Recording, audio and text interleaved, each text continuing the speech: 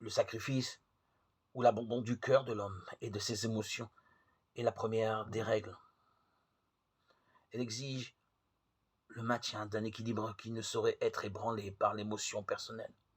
Le stoïcien y est parvenu. Lui aussi se tient à l'écart et regarde également ses propres souffrances et celles des autres.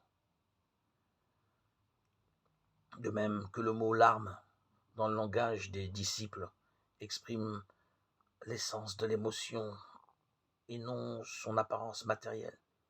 De même, le mot sang exprime non pas ce sang qui est un élément essentiel de la vie physique, mais bien le principe créateur vital de l'être humain, ce qui le pousse dans l'existence humaine afin d'expérimenter la souffrance et le plaisir, la joie et la douleur.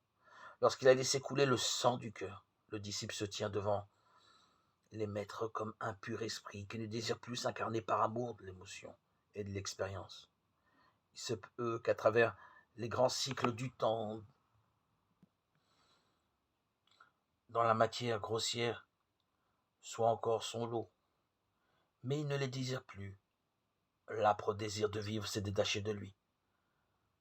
Quand il prend la forme de l'homme incarné, il ne le fait que dans la poursuite d'un but divin pour accomplir le travail de notre Seigneur, ce qu'il attend de nous, et pour nulle autre fin. Il ne cherche ni le plaisir ni la souffrance, ne demande nul paradis et ne craint aucun enfer.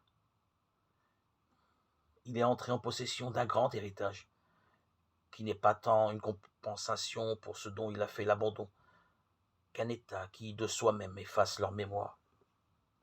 Alors le disciple ne vit plus dans le monde, mais avec lui, avec le Seigneur. Son horizon s'est élargi jusqu'aux confins de l'univers.